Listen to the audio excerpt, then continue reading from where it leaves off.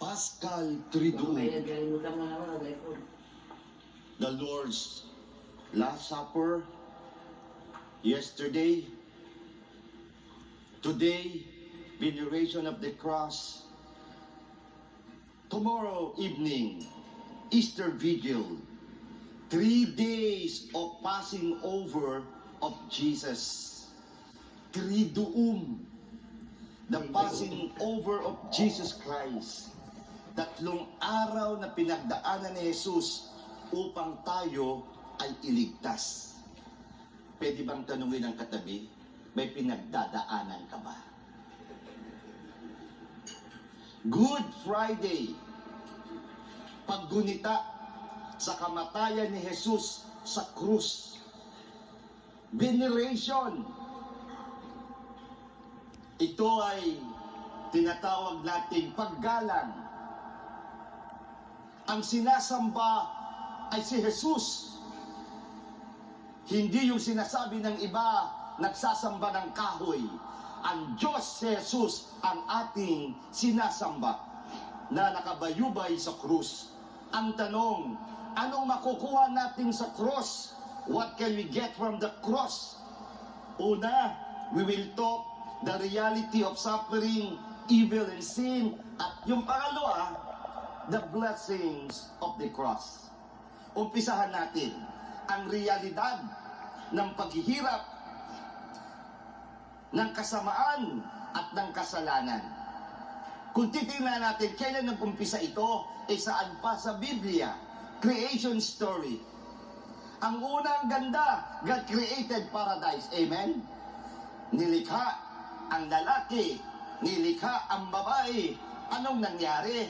Ang sabi, lahat pwede niyong gawin, pwede niyong kainin, maliban lamang sa bunga ng punong yaon.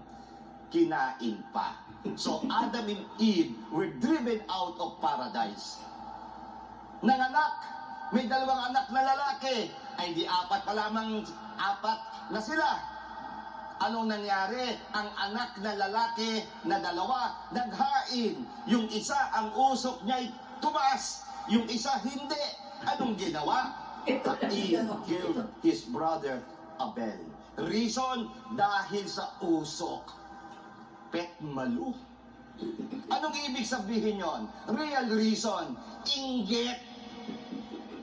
Kaya yung inggit sa loob, yun ang pumapatay. Kaya lagi kong sinasabi, saan matatagpuan ang 1/4 of the world's total population was annihilated. Yun. 4 lang sila. Pinatay yung isa, edi 1/4. Ngayon, gera. Gera. World War World War I, World War II, Syria, name it. Kaya ang dami talaga ng paghihirap. Sa Biblia uli, time of Noah. Dahil masama ang tao, the earth was flooded. Sino ang naligtas? Sumakay sa arko ni Noe. Ngayon, ano ang problema? Climate change, La Nina, baha, El Nino, tuyot. Diba? Marami rin paghihirap ang kababaihan. Pagbasa, problema rin. Dysmenorrhea.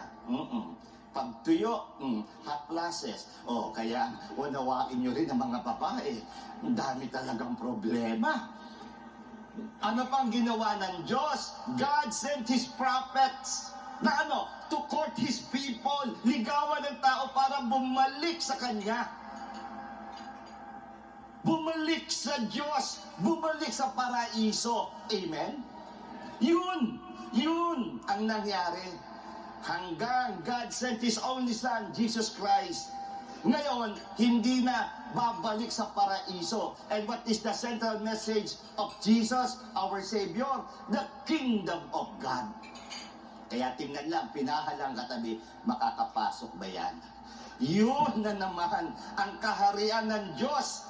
Pagbabalik loob, ibig sabihin, magbalik loob sa Diyos, magpakamabuting tao, para makapasok sa kaharian ng Diyos.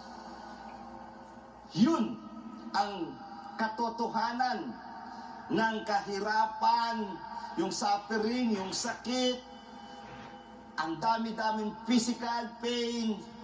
Bakit naman may pain? Kasi nga may evil, dahil nga may kasalanan. Pero bago tayo magkasala, may tinatawag tayong precipitating factors or reasons. Baka yan, may topak. Di ba?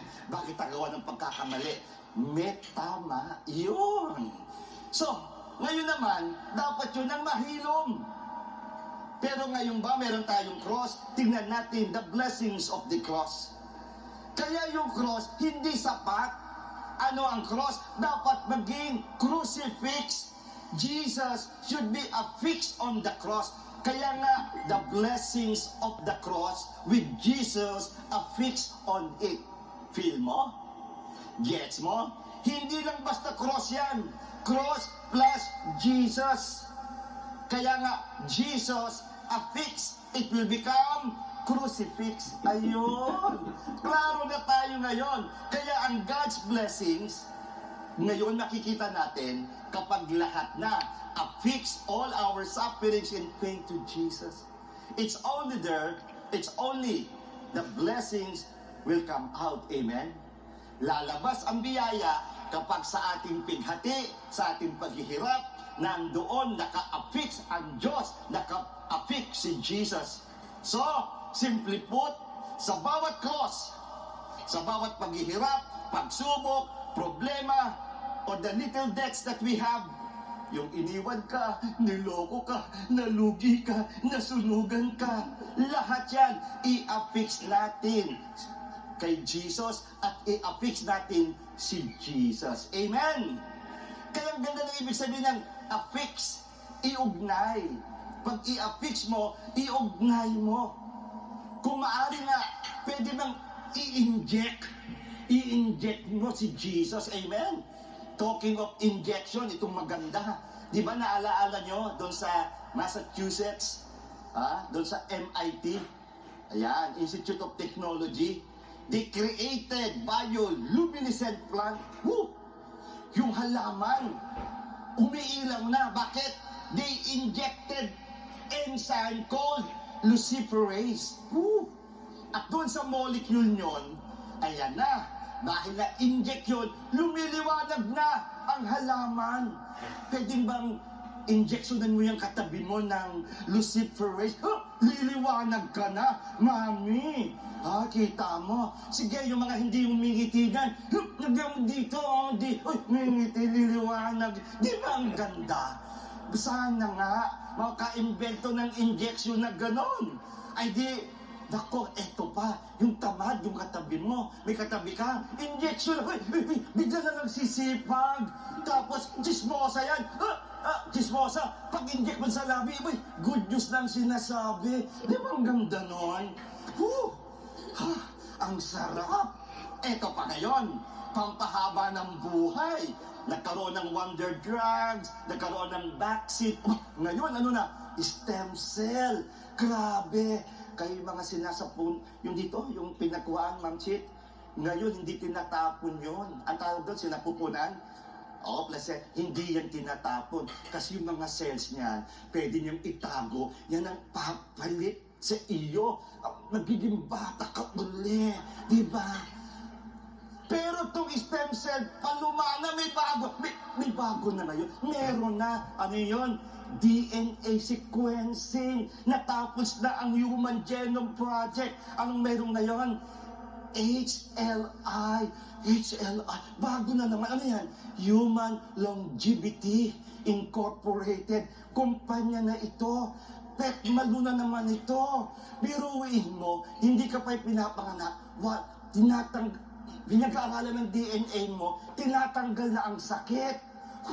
At ang mata mo, manong, magiging blue eyes ka. Kung blue eyes, ilalagay na sa DNA mo yan. Ang sarap. Alam niyo ang pangyayari ngayon? Eto pa, may pinakabago ito. Naku, nangyayari ito ngayon. Ngayon gusto mo, yung utak mo, talagang magiging matalino ka, hindi ka mapapagod. Naku, may tawag na ngayon. Neuro 24. Woo! Ano yon?